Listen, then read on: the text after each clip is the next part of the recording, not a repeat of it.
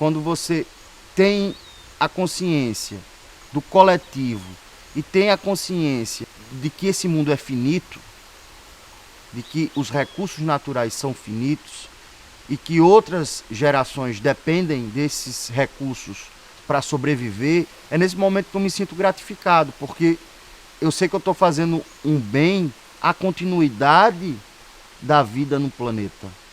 Então é isso que me motiva dentro do Projeto Record. Tudo é compartilhado.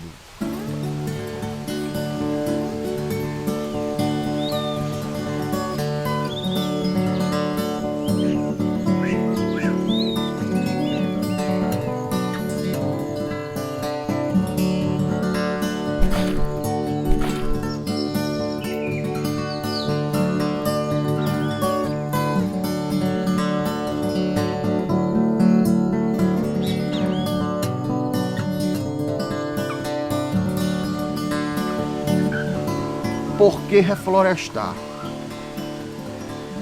À medida que a humanidade, que a sociedade, de um modo geral, vai crescendo e se desenvolvendo, necessariamente ela vai precisar cada vez mais de um bem limitado que é a água.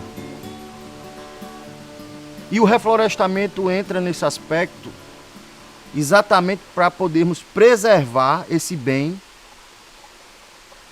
que é limitado.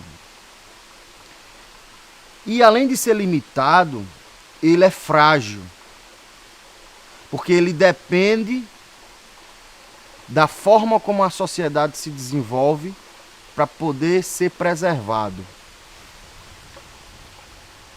A mata ciliar é a mata que ocorre no entorno dos mananciais hídricos, certo? De rios, lagoas, enfim. Todo manancial hídrico ele deve ter uma área reflorestada, uma área de floresta para a preservação da água. Diminui a evapotranspiração e mantém a umidade do local, fazendo com que essas nascentes, esses rios, essas lagoas não sequem.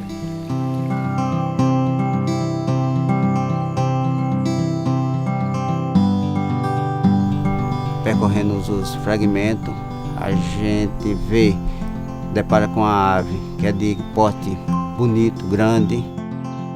A produção de semente e frutos são boas. Aí essa aí é uma matriz da gente. A matriz é onde a gente faz todas as coletas de semente.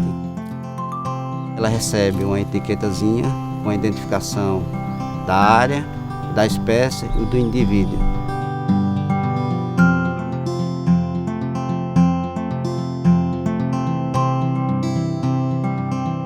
As pessoas, de uma forma geral, querem reflorestar sem prestar atenção nas espécies que são adaptadas àqueles ambientes. Elas acham que porque precisa plantar e planta qualquer coisa. Na realidade, você precisa fazer o levantamento florístico da região, saber quais são as espécies que são ocorrentes naquela área e que aí você utiliza aquelas espécies nativas.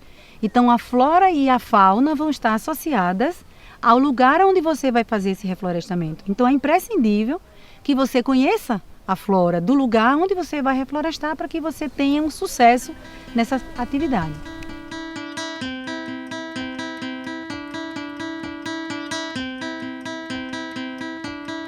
Existem 3 métodos de beneficiamento aqui de semente. Existe a quebra de dormência, existe a escarificação da semente e existe o tradicional, que a gente põe a semente no recipiente e fica por 24 horas ela de molho. A quebra de dormência é feita naquelas sementes pequenas que a gente não consegue escarificar ela. Tem que ser feita para levar um choque térmico e ela instalar. Quando instala, ela hidrata. O método de quebra de dormência é a água aquecida com 90 graus, põe a semente por 2 a 3 minutos, depois retira a água, deixa só a semente, joga ela numa água fria, ela recebe esse choque térmico, aí instala. É onde a água consegue entrar na semente e aí facilita a germinação. A gente reduz o tempo de germinação digamos, uma semente que passa 8 dias para germinar, ela germina com 3 dias, 2, 3 dias. As sementes que precisam passar por escarificação são aquelas sementes de porte maior e que tem também a película dura, né? A água bate e escorre. Escarificação é o seguinte, é ralar ela até chegar na parte interna da semente.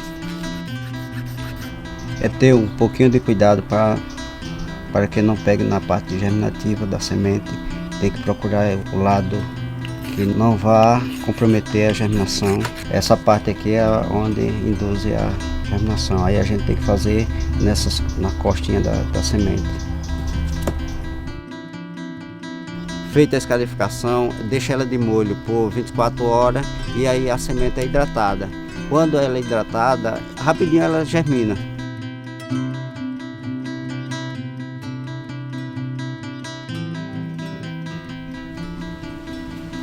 A importância justamente é essa, é preservar a biodiversidade, manter a flora e a fauna preservada nessa região, evitando também a erosão das margens do rio, que está acabando com a nossa várzea, porque essa erosão favorece muito a entrada de água salgada, que está salinizando bastante e acabando com o pasto.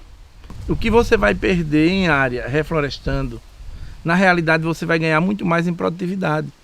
É isso que as pessoas deveriam se atentar, porque na realidade você não está perdendo, você está ganhando e muito, só que é um ganho futuro, no futuro.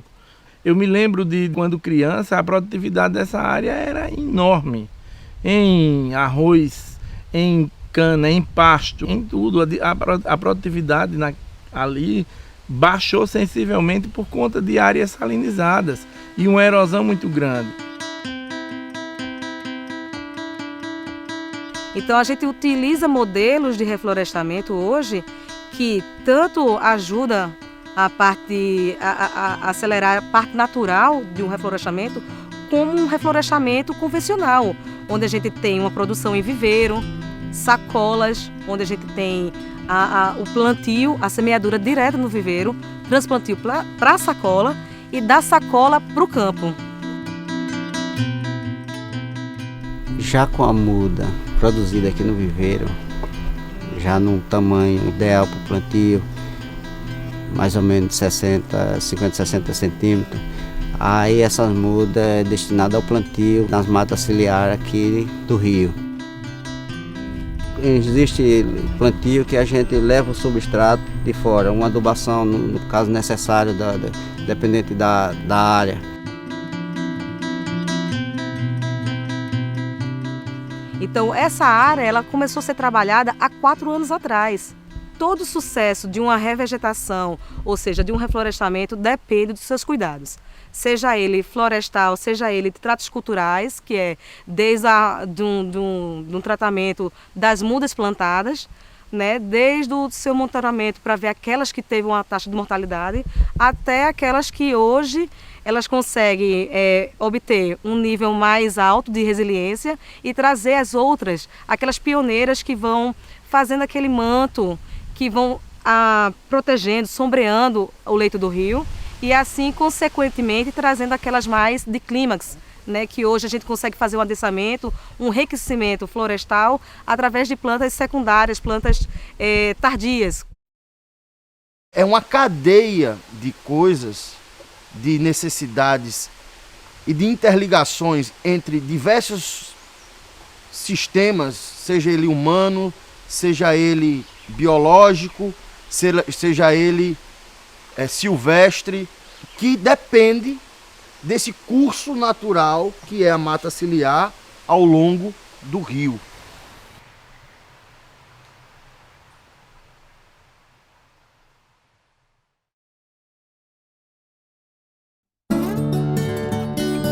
São ciclos econômicos que influenciam tudo isso.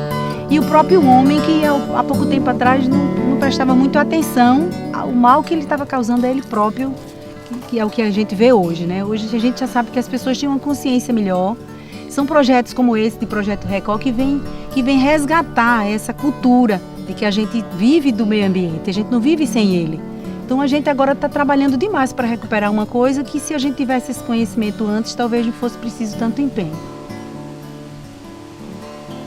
Eu me arrisco a dizer que já foram quase 2 milhões de mudas plantadas aqui na região da bacia hidrográfica do Curupi nos últimos 10 anos.